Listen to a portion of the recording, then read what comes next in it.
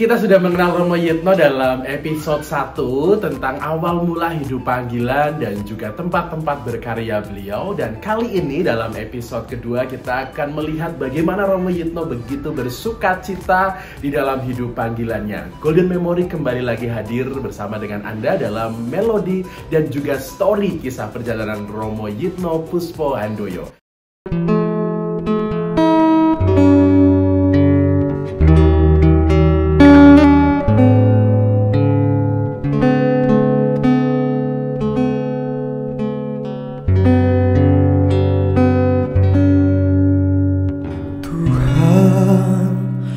Adalah kekuatanku, bersama Dia ku tak akan goyah. Ku kan terbang tinggi bagai raja wali, melakukan perbuatan yang besar. Tuhan adalah kekuatanku, bersama Dia ku tak akan goyah. Ku kan terbang tinggi bagai raja wali, melakukan perbuatan yang besar.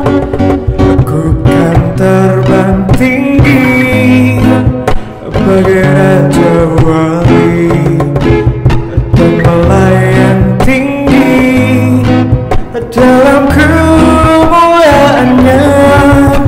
Biar bumi bergoncang dan badai menerpa, kan terbang tinggi bersama Dia.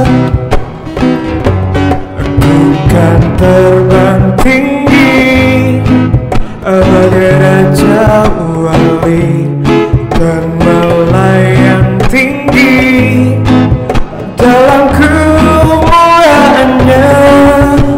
Biar bumi bergoncang dan badai menerpa, kan terbang tinggi bersama Dia. Ku kan terbang tinggi bersama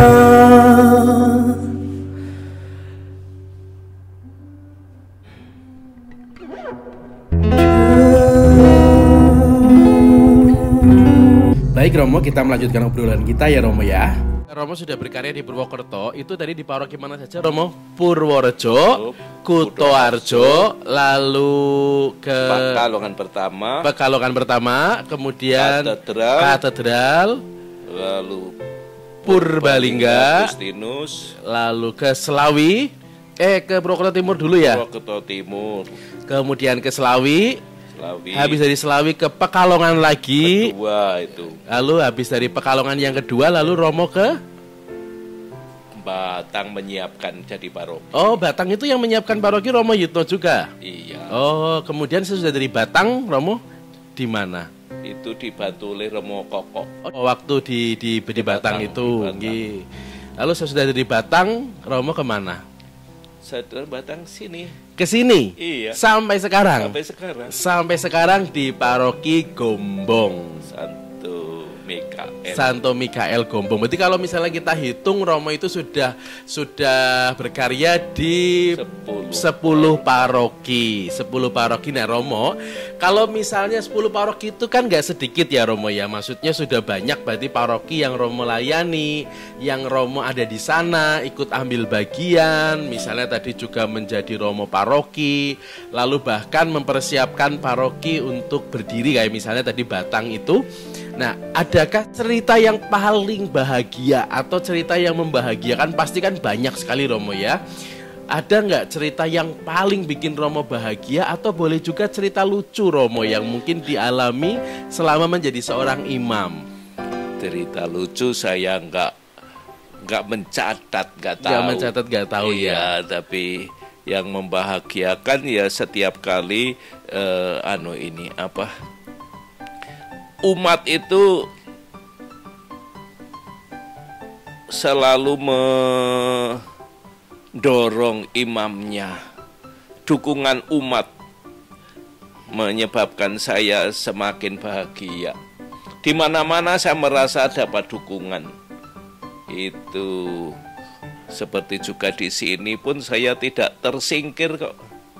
Tidak tersingkir, tetap merasa bahagia, diterima, lalu didukung, merasa diterima, iya, dicintai oleh umat, iya, gitu ya. Ada. Bahkan itu saya di sini itu orang yang saya nikahkan yang sekarang sudah punya anak, yang sudah menikah hanya belum punya anak, datang dengan anaknya dari Semarang karena tahu bahwa saya bekerja di sini. Di Gombong. Khusus untuk ketemu dengan Romo gitu iya. Dia lalu sudah Romo minta apa nanti saya kirimi ya. Itu. Jadi tetap dicintai banyak umat, itu yang paling bikin Romo lalu bahagia, sukacita, kemudian juga selalu gembira sampai sekarang ya Romo ya. Ya selalu saya gembira sekali nyanyi-nyanyi. Ya Romo itu kan sedang nyanyi. Iya. Ada lagu favorit nggak yang Romo mau nyanyikan untuk kita semua? Ini yang saya kepingin supaya orang itu betul-betul mencintai Yesus. Apa tuh lagunya Romo? Itu nama yang indah. Itu nama yang indah. Syairnya kayak apa Romo? Syairnya ini. Itu nama yang indah, nama Yesus. Itu nama yang indah, yang mulia. Bimbang takut diusirnya, hati susah dihiburnya. Nama Yesus yang indah, yang ku cinta. Lebih-lebih sehubungan dengan moto tabisan saya. Apa motonya Romo? Ini tadi, Yesus Kristus itulah sukacitaku.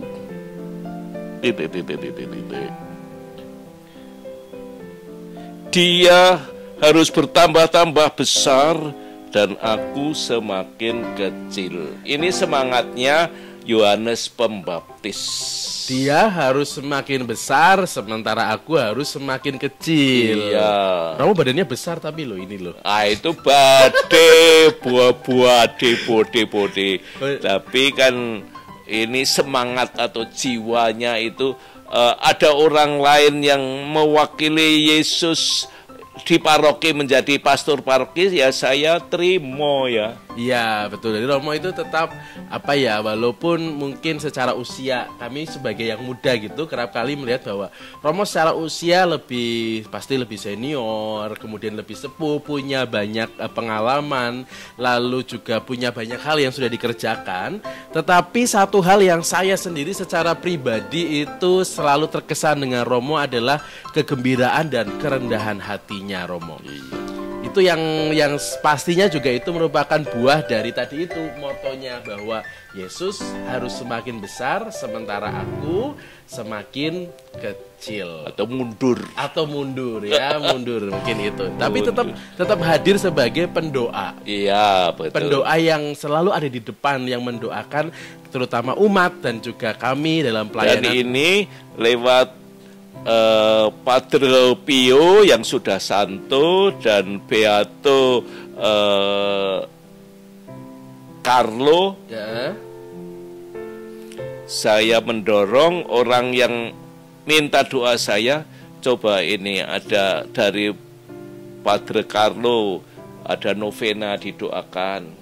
Ternyata Sumpio itu berhasil istrinya hamil setelah 4 tahun. Oh, setelah 4 tahun lalu mohon didoakan, lalu Romo menganjurkan untuk berdoa novena Padre Pio, dan akhirnya mengandung anak yang selama ini ditunggu dan dinanti-nantikan. Iya. Romo, selain tadi kesan saya secara pribadi, Romo itu adalah pribadi yang selalu gembira, sukacita gitu ya. Kemudian juga pribadi yang selalu rendah hati, tapi juga Romo ini dikenal sebagai imam yang selalu baik. Lalu suka menolong banyak orang yang datang pada Romo. Tidak hanya menolong dalam arti mendoakan, tetapi juga kerap kali menolong dalam hal-hal yang berhubungan dengan memberikan sesuatu kepada yang mereka membutuhkan. Boleh tahu nggak Romo, kenapa sih Romo kok baik sekali kepada semua orang? Ya, mereka kan dicintai Yesus. Ya. Lalu siapa saja yang dicintai Yesus, ya harus saya cintai. Saya punyanya uang, ya sebagian saya punya. Kalau bisa menolong dia, ya saya kirimkan ke dia. Ada kadang-kadang ke sini minta, karena saya dekat dengan Romo Lukman 2 tahun. Dia praktek di Purworejo itu pengobatan alternatif. Saya kadang-kadang duduk di sampingnya dia. Ya. Kalau pas dia praktek dan saya nggak punya tugas apa-apa, sehingga saya juga kurang lebih meningkat kemampuan saya. Ikut belajar gitu ya Romo ya. Ikut belajar. Hasilnya juga itu di depan mana Romo? Sumber. Oh, air. Itu Romo yang cari. Iya, saya mencari.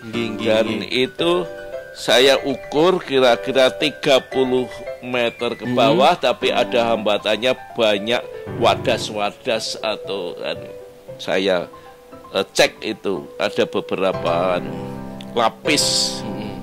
Sehingga ini beberapa kali macet. Burnya itu sampai bodol, ya, dan tidak ke bawah, naik lalu ketinggal di bawah. Tapi dengan bur yang itu diputar lagi ternyata bisa keangkat, lalu mata burnya itu halus.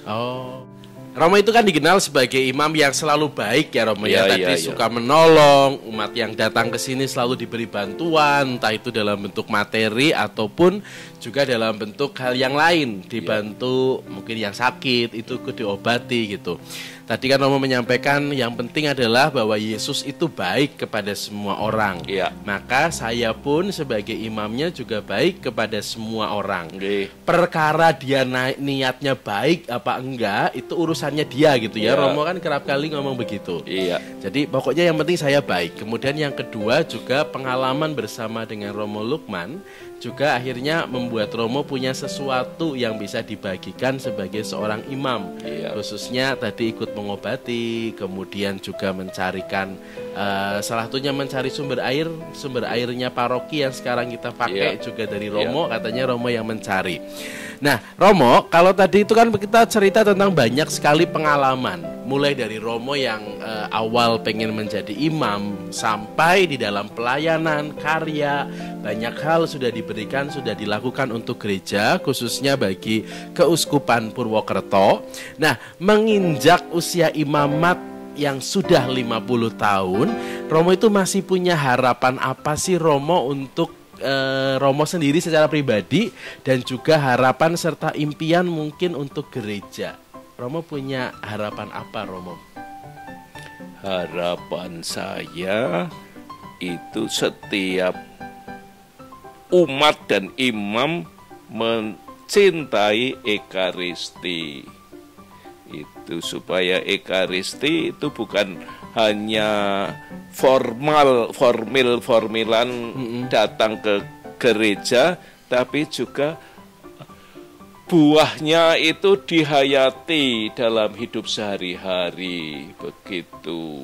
Ekaristi menjadi sumber dan puncak kehidupan orang beriman. Iya. Tidak hanya karena hari Minggu lalu wajib ke gereja gitu ya. Iya. Tidak hanya sekedar karena kita orang Katolik maka harus merayakan Ekaristi gitu. Iya. Tetapi lebih dari itu mungkin ya Romo ya, mencintai dan mewujudkannya dalam hidup sehari-hari. Juga sakramen-sakramen lain, terutama sakramen tobat, itu ada lagunya juga.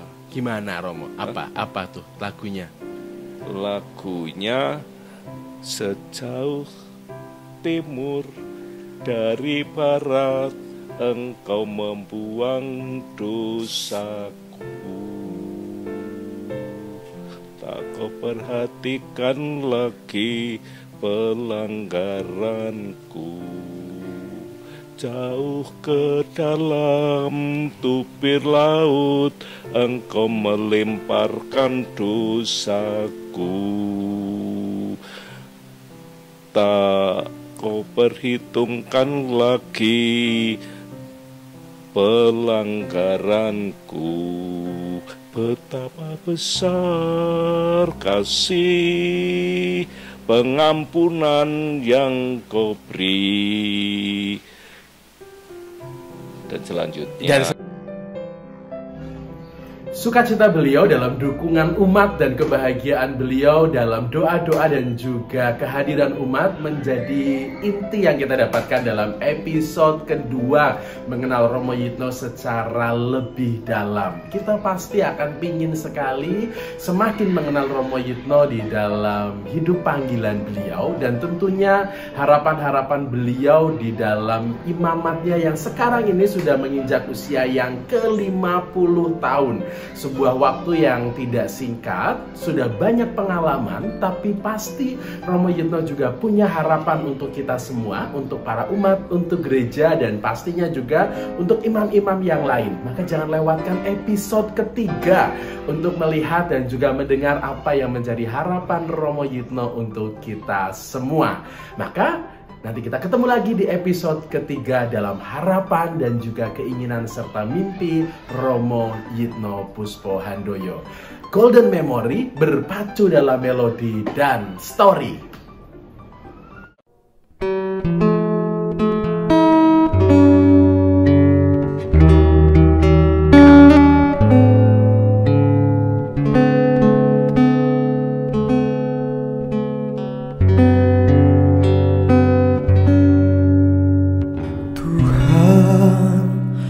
Adalah kekuatanku,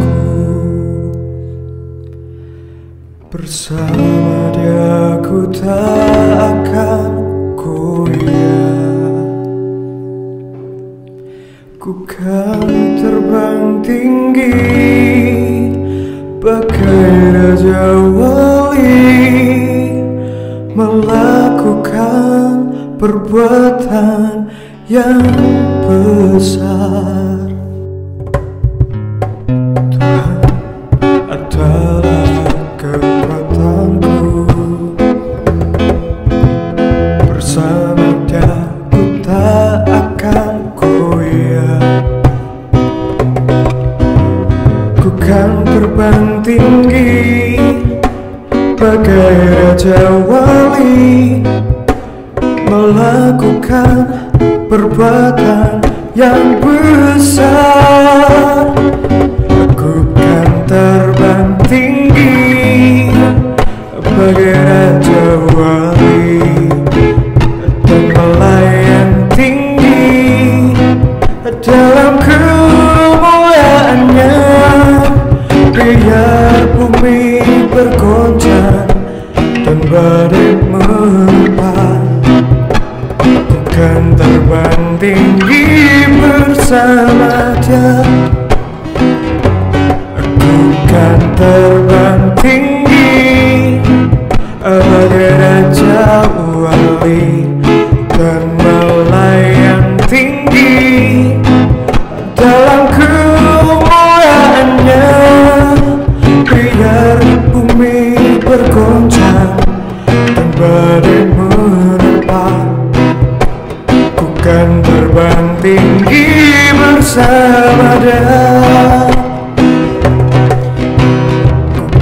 terbang tinggi bersama.